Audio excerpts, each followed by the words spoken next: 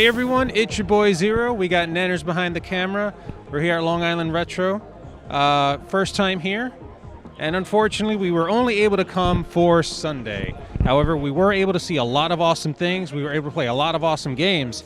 And I was able to find more cards. But this time, we're going to be unpacking some Final Fantasy cards for the Final Fantasy card game. Now, I was able to find a bunch of packs from different vendors, as you can see here. All different packs from different series and stuff. And I am going to choose one of these to unpack for you guys, just so you can see what's available. I'm going to choose the newest booster pack, so let's get to the unboxing portion. All right, guys. Now, like I said, we're going to be opening up this pack of Final Fantasy cards. This pack is called Crystal Dominion. Looks like it's focusing on Final Fantasy 15. I recognize Noxus from that. I don't remember her name. So the Final Fantasy card game is similar to Magic the Gathering for anybody who's played it before. I even tried to feature it when we went to PAX East a few years ago. All right, let's look at these cards right now. So here we have a Samurai. This is one of the cards you can have multiples of in your deck. All right, here we have a Titan. This is a summon card. Think of it like a spell or some sort of weird creature you could use in Yu-Gi-Oh! Or Magic. Here we have a monster. That's pretty cool. This one's called Jumbo Flan. Doesn't look like one. Galuf. That's pretty cool. All right, now we have a monk character. This one's called Sabin from Dissidia Final Fantasy. Another monster. This one's just called Bomb. Kind of looks like one, don't it? Oh, we got some holographics coming up. Okay. We have Scholar, a standard unit card. Another one that you could have multiples on the field and in your deck. Ooh, okay. This one's called Rydia from Final Fantasy IV. This is a summoner. Okay. Looks interesting. Oh. Now, this is something I really like to see. In the Final Fantasy card game, they tend to use the original art in some of the cards, like the really old school art that they used to make for the very old Final Fantasy for the old Final Fantasy games. This one's from Final Fantasy V. This one's called Faris, a pirate warrior of light. Very cool. Got a few more cards left. We got Rhinoc, or Rinnoc. Kate Sith from Final Fantasy IX. Very cool. No, not Final Fantasy IX. This is 11. Whoops. Forgive me. And the last card is Aquila. Also from Final Fantasy XI, I believe. Very cool. I believe the rare in this pack was indeed the holographic Rydia. Again, I'm not very familiar with this card. I never played Final Fantasy IV, but again, it's using that old art. You can tell because it's a lot of white, and it's definitely watercolored, so this is a pretty interesting unboxing.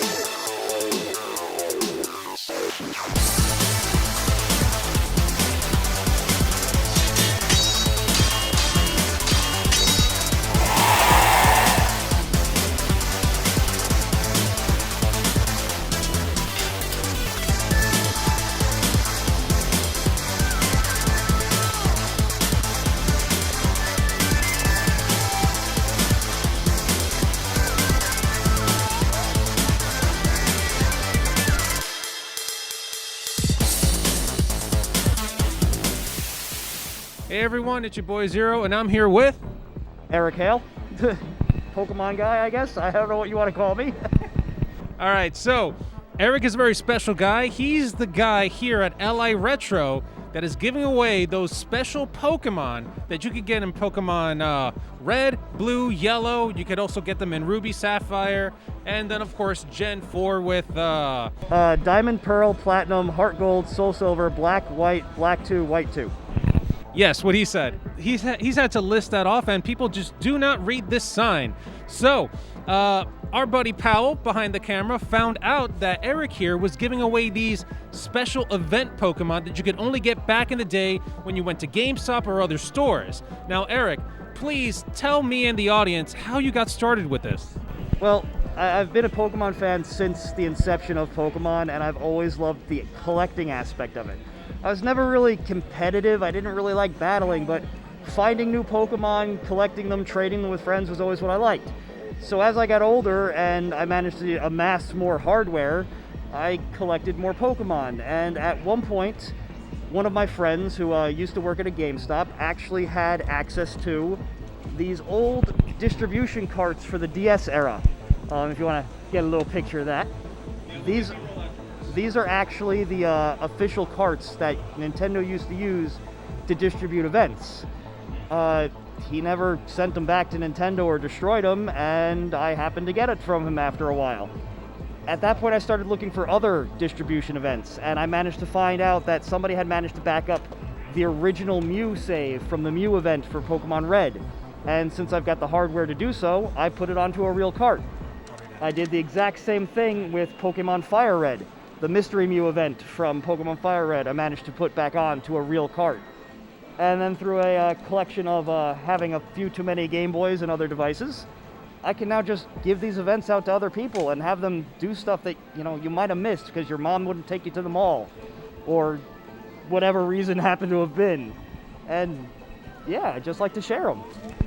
My whole reason for not being able to get these special event Pokemon was just the fact that I never had a Game Boy. So for me, it was kind of frustrating because I always wanted to be within the Pokemon craze, but I never could.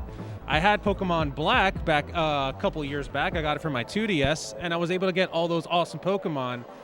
Which were they? Okay, so we got, that was Caldeo, Melota, Shiny Palkia, Shiny Dialga, and Shiny Giratina, which I was super excited to receive. I'm trying to get my hands on a few more of them at some point. Unfortunately, the carts are getting extremely rare and expensive, so that is something I will work on, but we will see. But yeah, it was the events, especially back in the old Gen 1, Gen 2, Gen 3 days, were such a bit of a pain in the butt because you had to be in an actual physical location. Same thing with the DS games. Now, you just download it over the internet. It's easy, it's quick. But these, it was special. You had to go somewhere to download it or trade for it. And I want to try and recreate that feeling. No, me and a bunch of other fans appreciate it. Now, you did mention hardware, how you amass a lot of hardware. Nanners, if you can, try to focus in on the table over here. That's a lot of Game Boys, and a lot of them are lime green. Would you care to expand on that just a little bit? The Extreme Green controller for the N64 is one of my favorite things of all time. I also have a Extreme Green Game Boy Pocket at home that I modded with a backlight screen. And as I've built my collection over the years, people have come out with great aftermarket alternatives to mod and enhance your old hardware. So I kind of went a little nuts and Extreme Green whatever I could. Because you might as well, if you enjoy it, do it. I actually agree. I mean, I ended up getting myself an aftermarket N64 controller that was transparent orange. And I love the heck out of it. Now, orange is a beautiful color. Now, I also see the e-reader. Now, some people may not remember the e-reader. I remember it because it was all over TV for a very short time.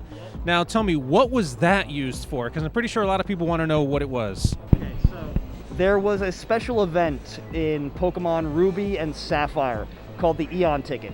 Normally in those games, depending on which version of the game you had, you could only catch Latios or Latias. You couldn't get both. Yes.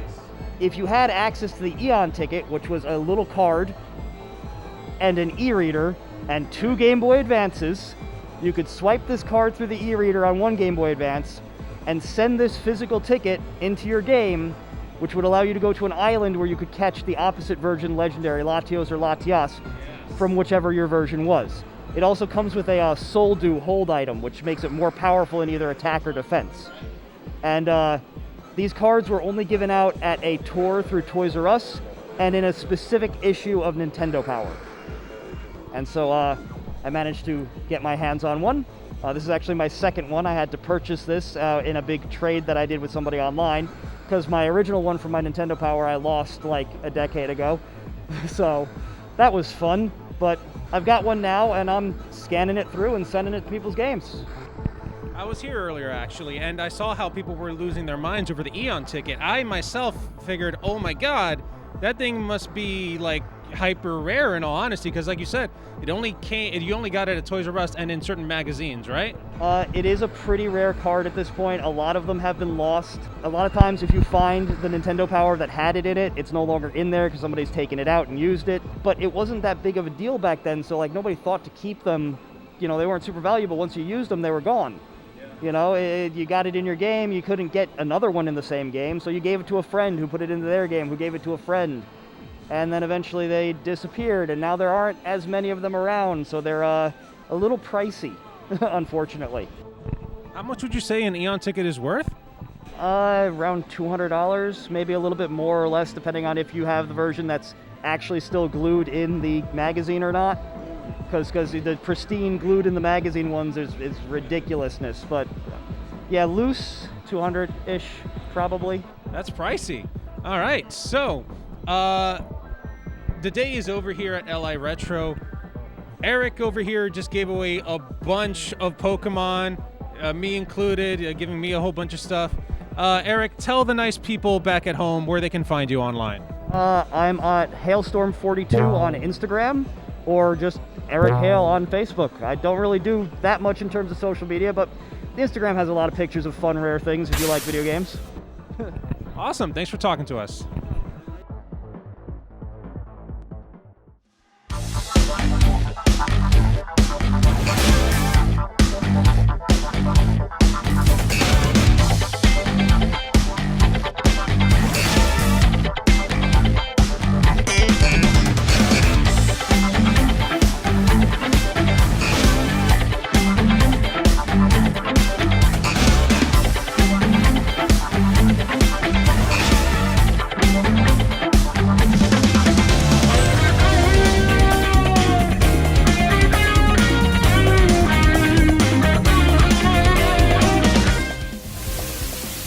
All right, what's up, everybody? We are Two Stupid Gamers. We're here at Long Island Retro Con. I'm Nanners. I'm Zero. And we only got to check this place out for just a day. Unfortunately, we're a little bit cursed when it comes to this event. Long story short, every time we try to come here, something comes up. We finally made it out on a Sunday, and we got to do a lot of stuff. We crammed as much as we could into the 7 hours that this show was open today, and right now we're going to talk about that. That's right, Nanners. So, for those of you who are uninitiated, Long Island Retro Gaming is what it says. It's a gaming convention mainly focusing on retro games. Now, it's held at the Cradle of Aviation. This is a museum mainly focusing on aerospace and, of course, just airplanes, all the way from the beginning of flight towards the end of the space age with the space shuttles and stuff like that.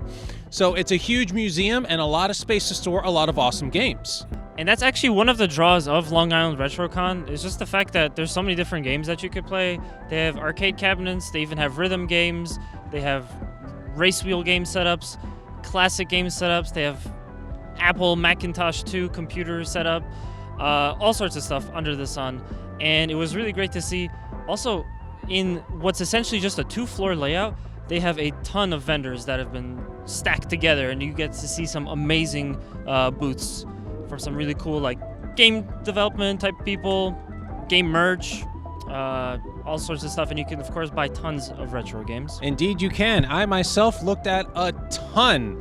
Now, you guys know me, I'm a big PlayStation guy. I needed to look through all the PlayStation games. I didn't find anything that was very interesting, but I did end up getting one PlayStation game, well actually a PS2 game, that being Dirge of Cerberus Final Fantasy VII for a cool $14. It says 16 here, but they were doing a 10% discount, so it was around 14, 15 bucks actually. Never played it, looked it up online. Apparently it's in the Final Fantasy VII universe. It's looking like it's going to focus on, if I remember, I think his name is Valentine or something like that. It's a third-person shooter. It seems like an awesome action game, and I can't wait to try it. I did look at some other games, though, but we mainly spent our day playing games, touring the area, and, of course, just looking at all the amazing stuff that was available to purchase. Nanners, what was some of your favorite booths, actually? Right, so we definitely want to throw out some shout-outs for sure to some of the people that we got to meet, hang out with, got to see here. Of course, we have Steve from Brooklyn Arcade / Brooklyn Video Games, who's here with a really nice setup in the main first floor area. Always great to see him. Then we also had the video game New York software side. It was all for software this time here, so they had their software set up actually on 2 floors, which was pretty cool. I took a bunch of their different pamphlets. They got some upcoming games that definitely take my interest, so I'm gonna keep those on my radar. And then we also got to see our buddy from Digital Delights. That's right. We got to meet, it was either Comic-Con or Anime NYC. I apologize for forgetting the convention. They're both at the Javits, so forgive me. But got to see Digital Delights here as well, so that was pretty cool. And yeah, I mean, overall, like, it was so interesting to see how many booths they put together, and like the variety to the exhibitors that were there at the show today. When it comes to me, my favorite booth was actually Poppin' Games. One of my favorite booths, actually. Now, that's the place where I actually bought Dirge of Cerberus, but I was also able to get some Final Fantasy VII cards. Now, anybody who's watched our channel knows that I love collecting cards, especially the Digimon card game. But a lot of you probably don't know that I like the Final Fantasy card game as well. So they had a bunch on sale. I grabbed a few, and I can't wait to open these, especially with my younger brother, because we both love the game. It was a lot of fun. Another booth that we actually went to, it was the first booth we actually went to when we entered, was called Crit Rate. Now, they're an interesting booth. What they do is they make you take some sort of quiz online, and depending on the results of your quiz, you're able to get a free badge from them, and this badge represents how you are as a gamer. Now, both Nanner and I took the test, and we both got our medals, which are right here.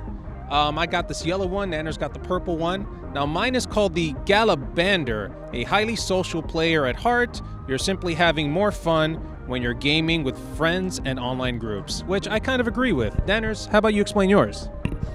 Right. And I got the Vanagist, which is actually, when we first got there, there was nobody running it, so we thought it was just free, you come take it. But you have to take the test first, and then you get the badge for what you got up. So I thought I was going to get the red one. I got the purple one, which is Vanagist, which is always 3 steps ahead. You love the process of devising clever solutions and tactics to difficult solutions, high scores in strategy and difficulty. So I guess that kind of represents me more as a gamer. It was really cool. I never took a video game personality test, so I really enjoyed that. They also kind of personalize, like we can continue and follow up with this, our profile that we've developed since we took this personality test, and they'll like recommend games for you and like throw reviews your way. That's pretty cool. It's definitely a more interesting idea for like a video game review website. Another amazing booth this year was, it doesn't really have a sort of name. It was run by a guy called Eric. Now, you guys probably already saw the interview by this point, but Eric is a god. This guy was basically handing out not just mystery Pokemon, but just event Pokemon for all the old games. Pokemon Red, Pokemon Gold and Silver. You also have Pokemon Soul Gold, Heart Gold, Soul Silver, Fire Red, Leaf Green, Black and White 2, and then of course Diamond and Pearl. If you had those games on you and you were at this convention, you can get those event Pokemon that you weren't able to get back in the day, because let's remember, you could only get them if you went to a certain store at a certain time. And again, you had to have the game. I thought it was amazing. I never had a Game Boy as a kid, and I got Pokemon Black years after it was popular. So it was nice to be able to get a shiny Giratina and a shiny Palkia and stuff like that. It was very exciting for me. I enjoyed the whole thing. He made it very easy to do. So that was pretty fun. The last 2 things for me, really, I mean, again, there was definitely way more that we could condense into such a short amount of time, but the last 2 things I want to mention is that, again, they did have some rhythm game cabinets there, some of the more Japanese rhythm game cabinets. They had Jubeat, 2 setups for that, something that I don't know what it is called, kind of looked like Sound Voltex, and then Sound Voltex Heavenly something or other. Heavenly Haven. Yeah, Heavenly Haven. So I got to play a little bit of that. It's kind of hard to play those games because I'm looking through the song list and just in the limit of time trying to find what I like. But I got some sick tracks. I full comboed it. I don't know what's with me recently, but I've been so into those types of rhythm games at these different conventions like Colossal, Castle Point, all these kinds of like cons are giving me an opportunity to just play as PucciCon recently. So I was stoked to see that here. I'd never thought that something like that would be here because this is more of like a retro thing, but they did have that. I really enjoy that. Also, a little fun kind of side project I had going for last like 10 years or so was I have a vest that's covered in denim. It's like a denim vest and it's covered in patches. So whenever I'm at a convention, I like to get a patch that represents the event. So I can kind of show off all the different events that either I've just been to or like I'm really passionate about. Most of the time I find conventions don't do that, especially the bigger ones. They just don't have those patches anymore for the cons. And it honestly made me kind of give up on the whole project. But lo and behold, Long Island Retro Gaming Expo had a patch at the thing. They ran out of the shirts that I wanted, but they had a patch still. So I will, I guess I'm kickstarting that project up again, and I will be patching this onto my vest very soon. So very cool that they had something like that. And you guys know me, I love playing fighting games. So one of the first things I did here was go upstairs and try my hand at the high score challenge for Marvel vs. Capcom 1. Now the idea is they were basically emulating the arcade cabinet, the original, and you could play with any controller they had available. You could either play with arcade stick or a PS4 controller. You know me, I played on the PS4 controller, and I did my darndest. They gave me 2 tries, and I got 300 and something thousand points. Now, I felt pretty good about it, especially because the control didn't really work too well. My hyper combos just wouldn't come out. Lo and behold, though, the challenge ends at 3 o'clock. I go back at 1 o'clock, and somebody beat my score with 1,600,000 something points. And I obviously gave up. Now, I was feeling like crap. Ain't that right, Nanners? I felt defeated. And then I ran into this other booth that was doing a special challenge called Pole Caliber. Now, for those of you who don't understand what that is, it's basically Soul Calibur 1 on the Dreamcast, but with the fishing rod controller. Now, the reason why that's challenging is because it has motion sensing. Anyone who's ever played on the Wii knows how difficult motion sensing can be. Now, I decided, hey, why not? The challenge was to defeat Lizard Man. And Lizard Man was being played by one of the men at the booth. So he put on a big old Lizard Man a mask. And we just went at it. The challenge was you can't use any of the buttons or the analog stick. You just have to waggle the controller and try to win. Now, I, of course, was like, how the heck am I going to make this work? But you guys know me. I've been playing Soul Calibur forever, so I went and did whatever I could. And it actually worked the way it was supposed to. Horizontal for horizontal attacks, vertical for vertical attacks. The second I started getting that down, I was able to defeat Lizard Man, and I got an awesome keychain in return, which I'm now happy that I have, and it's definitely going on my keychain because this right here, this is the golden point for me for this convention. This is the highlight of my day. I beat Lizard Man in Pole Caliber. This was a lot of fun. I also wanted to make sure I shout out the guy who I fought against in Pole Caliber. His name is Scott Morrison, and he's with Revisit Retro. And they do a lot of stuff, especially when it comes to gaming magazines. Their magazine art is amazing. And then, of course, inside they have like little mini reviews and write-ups about certain games, retro games, and new ones coming out. So make sure to check them out. And now, of course, it is time for reviews because we have to review every event that we go to. That's just what we're about. I guess I'll start out. And I got to say, Long Island Retro was awesome. It was definitely a lot better than anything I could have hoped for. There's so much to do here, and I feel like you really won't get bored quickly. And even if you do, you're still at a museum. There's a giant plane behind us. So it's like there's still other stuff for you to do. Like we got to look at a bunch of planes. We got to see pieces from like Sputnik and like the moon landing. It's pretty dope. It's a really cool spot tucked here out in Garden City, Long Island, New York. So I don't know, I mean, again, and just all the vendors that they had were great. The game selection was great. The fact that it took us so long to get to this point where we actually attend this event, and it ended up being such a smash hit. I gotta say, this is a 5 out of 5 for me, without a doubt. I think this is probably one of the best conventions I've been to all year, and I've been to quite a few. So definitely gonna try to come back to Long Island Retro. The forces of the universe, if they allow it. But I'll definitely want to come back here because this was great. You guys should definitely check it out. You know, Nanners, I think I'm going to have to second you on that sentiment, because the second we walked into this convention, I got to say, I felt like I was right at home. I used to work at the Intrepid Museum as a tour guide, and seeing all these planes, a lot of the simmer planes that I used to talk about back when I used to work there, I got a little bit nostalgic about it. So it was nice to be around a lot of those old airplanes. I'm a huge space fan as well. At some point, you guys are going to see me with a NASA shirt. So it was also nice to see a lot of the aerospace stuff. They don't have a space shuttle here, but they do have a statue with Sally Ride over there holding a space shuttle. So that was nice to see. We got to see a replica of the moon lander. That was awesome.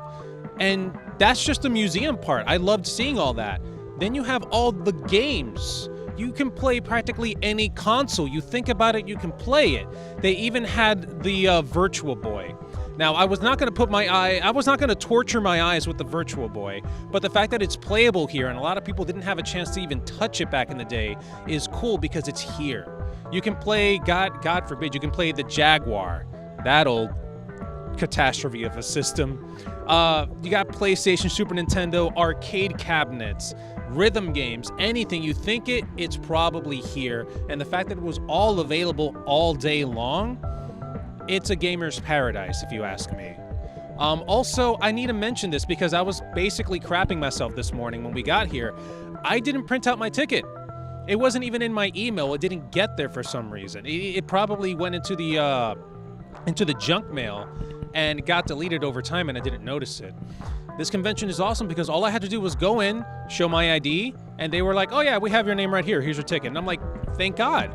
I was definitely worried that this convention was gonna do me dirty, and it didn't. All the booths were amazing. Heck, I got to get some rare Pokemon that I was never gonna get otherwise. Again, all these special little challenges that I was able to partake in. I can't. There's too much for me to say about this convention and not enough time in the day for me to finish it. So you know what? I think I'm just going to give it a score. This thing gets 5 Dreamcast fishing rods out of 5. This convention was fun. If you like games, come to Long Island Retro if you can. It took us forever to get here, freaking 3 years, and the universe finally said, okay, you get 1 day. You guys go have fun. So heck, I had a great time. You guys will too. So hope you guys come and check it out. Yeah, and that's pretty much going to be it. Because again, we love events. There's a gaming or anime or like nerd culture event. Sometimes car shows near us. We'll go check it out. We definitely want to, partake in that film. Maybe we'll apply for like a panel here or something. But in any case, this was Two Stupid Gamers at Long Island Retro Games Expo for 2022. We hope you enjoyed this video. If you did, make sure to leave a like. Leave us a comment. Let you know what you thought. What did you think about some of the vendors that we got to show off? What did you think about some of the games that we got to show off? What did you think about some of our favorite highlights that we just had or reviews? Let us know. And also, don't forget to subscribe. So, thank you guys so much for watching. And we'll catch you next time. Take care.